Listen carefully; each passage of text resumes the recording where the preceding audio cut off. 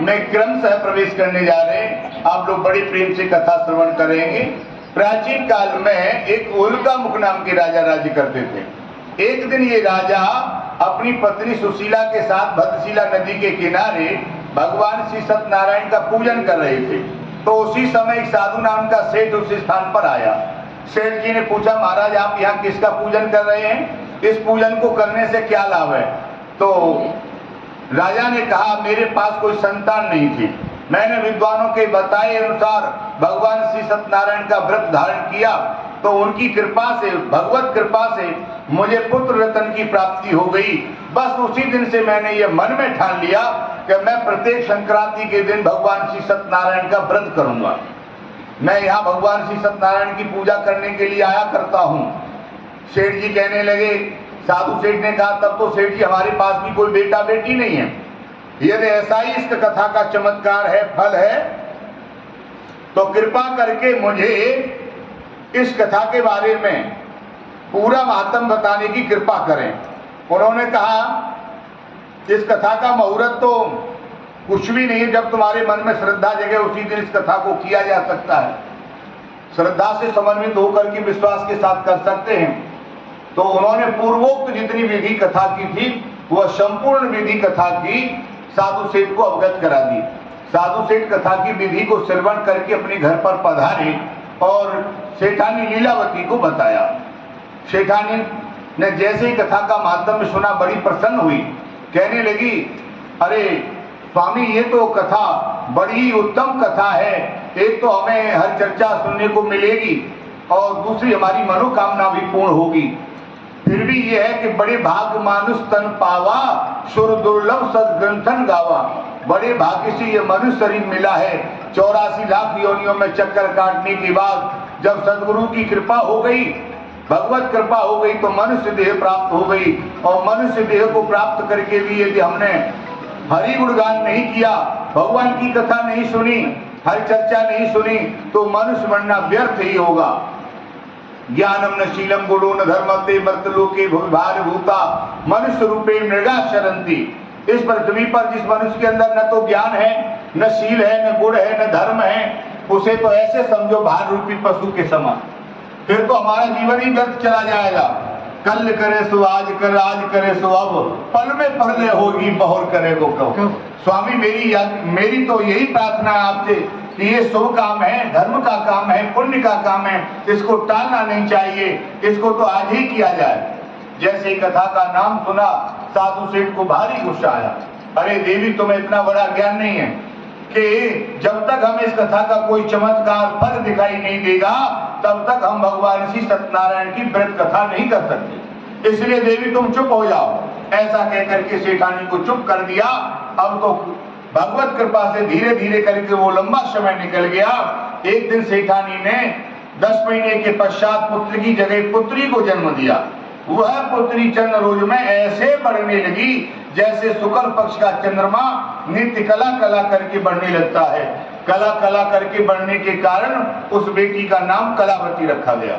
नामकरण होने के बाद में सेठानी ने कहा, महाराज अब तो हमारे घर में बेटी का जन्म हो गया, हम लोग संतान वाले हो गए, अब भगवान श्री सत्यनारायण की कथा करा दीजिए। कथा का नाम सुनते ही साधु सेठ को भारी गुस्सा आया। कहने लगा, अरे देवी, तुम्हें इतना बड़ा ज्ञान नहीं है। इस बेटी के छठी और नामकरण में बहुत धन खर्च हुआ है। अब हमारे पास इतना धन नहीं जो हम भगवान श्री सत्यनारायण की व्रत कथा करा सकें। फिर भी बुजुर्ग लोग बताते हैं कि बेटी का विवाह करने के बाद भी कथा करानी पड़ती है। तो जब हम अपनी बेटी का विवाह करेंगे उसी समय कथा कर देंगे, उसमें तुम्हें क्या परेशानी है, सो तुम चुप हो जाओ। सेठानी बेचारी चुप हो गई। स्वामी आपकी जैसी आज्ञा। पतिव्रत धारण करने के कारण चुप हो गई, मौन हो गई। वृद्ध रोग बस जड़ धनहीना, अंध बधिर क्रोधी यत दीना, ऐशो पद कर किए अपमाना, नार पावई जमपुर दुख नाना। सौभाग्यवती स्त्रियों का तो एक ही धर्म, एक ही व्रत है कि अपने पति के अनुकूल व्यवहार बरतना, उन्हीं के प्रति समर्पित हो जाना। बेचारी चुप हो गई। स्वामी आपकी जैसी आज्ञा। अब धीरे धीरे करके वो भी लंबा समय निकल गया। एक दिन साधु सेठ ने देखा कि हमारी पुत्री विवाह के योग्य हो गई है, अब हमें अपनी बेटी का विवाह कर देना चाहिए। जो घर वर कुल होई अनुपा, करिए विवाह सुता अनुरूपा। उसने कहा, अरे दूतो, आप हमारी कन्या के अनुरूप वर खोज करके आओ। दूत लोग साधु सेठ की आज्ञा प्राप्त करके कांचनपुर नगरी में गए। वहां शंखपति नामक वैश्य की भली भांति परीक्षा करके लौटे और साधु सेठ को अवगत कराया। साधु सेठ ने दूतों के बताए अनुसार अपनी बेटी का विवाह कांचनपुर निवासी शंखपति नामक वर के साथ कर दिया। विवाह संपन्न होने के बाद में सेठानी ने कहा, महाराज, आपने अपने मन में एक संकल्प लिया था, हमारे घर में किसी बेटा बेटी का जन्म होगा तो हम भगवान श्री सत्यनारायण की व्रत कथा कराएंगे, लेकिन किन्हीं कारणवश आप उस समय नहीं करा पाए। फिर आपने मन में यह संकल्प लिया था कि जब हम अपनी संतान का विवाह करेंगे उस समय कराएंगे। तो अब तो बेटी का विवाह भी संपन्न हो गया, अब तो यह भी मनोरथ हमारा भगवत कृपा से सिद्ध हो गया। अब भगवान श्री सत्यनारायण की कथा करा दीजिए। कथा का नाम सुनते ही साधु सेठ को भारी गुस्सा आया, क्रोध आ गया। कहने लगा, अरे देवी, तुम्हें इतना बड़ा ज्ञान नहीं है, केवल रसोई तक का ज्ञान है। अरे तुम्हें यह मालूम होना चाहिए कि बेटी के विवाह में लाखों रुपया खर्च हुआ है। अब हमारे पास इतना धन नहीं जो हम भगवान श्री सत्यनारायण की व्रत कथा करा सकें। अब तो धंधा चलेगा, दुकान चलेगी, व्यापार चलेगा तो कराएंगे। ऐसा कहकर के सेठानी को चुप कर दिया। वह साधु सेठ व्यापार करने के लिए अपने दामाद को लेकर के रतनसार नगरी के लिए चल पड़ा। रतनसार नगरी के राजा चंद्रकेतु थे। राजा चंद्रकेतु के राजभवन में कुछ चोरों ने चोरी की और सामान लेकर के चल पड़े। चोरों ने पीठ पीछे झांक करके देखा कि राजा के सिपाही दौड़ते हुए आ रहे हैं, वे हमारा पीछा कर रहे हैं, अब हमें क्या करना चाहिए।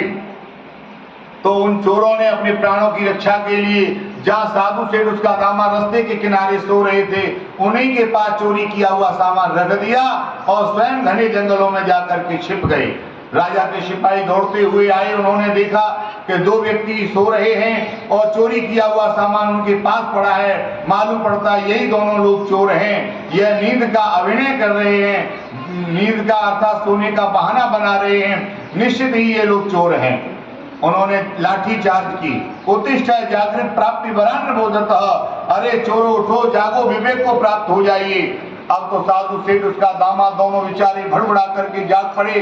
कहने लगे, अरे महाराज, आप हमारी मारपीट क्यों कर रहे हैं, निंदित वचन क्यों बोल रहे हो, हमने कौन सा अपराध किया है, हम लोग परदेशी हैं, व्यापारी हैं, हम लोग वैश्य हैं, हम तो आपकी नगरी में धंधा करने आए हैं।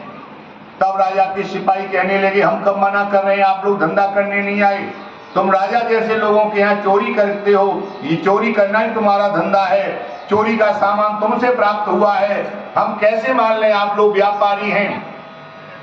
साधु सेठ कहने लगा, हमें तो पता ही नहीं, हम तो सो रहे थे, पता नहीं कहाँ से ये चोरी का सामान कौन रख गया, हमें बिल्कुल भी मालूम नहीं है। उन्होंने कहा, नहीं, हम साक्ष्य को मानते हैं, चोरी किया हुआ सामान आपसे बरामद हुआ है, इसलिए आप लोग निश्चित चोर हो। आज भगवत कृपा से, भगवान की कृपा से अनुकूलता न होने के कारण बिना चोरी किए हुए उन्हें चोर बनना पड़ा।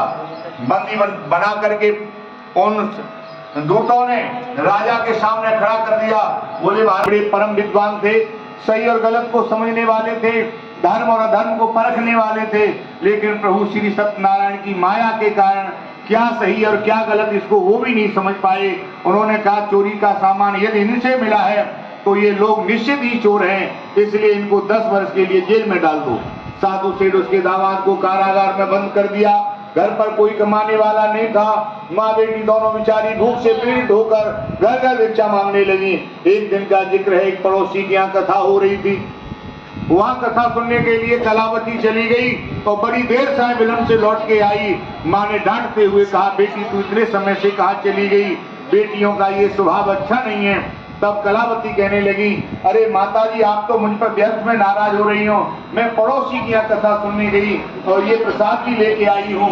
माँ बेटी दोनों ने मिलकर भगवान श्री सत्यनारायण का प्रसाद पाया तो उनके हृदय के भाव बड़े ही निर्मल हो गए।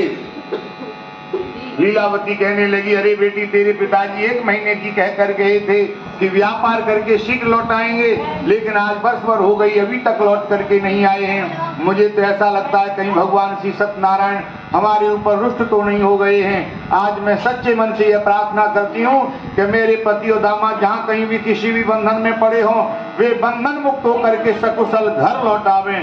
अब की बार मैं पति देव की बिल्कुल भी बात नहीं मानूंगी। अत का भला न बोलना, अत की भली न चूप, अत का भला न वर्षना, अत की भली न धूप। अति सर्वत्र वर्जित। जहाँ किसी चीज की अति हो जाती है वहाँ मर्यादा का उल्लंघन हो जाता है। इसलिए घर में ज्यादा अनुशासन भी नहीं रखना चाहिए।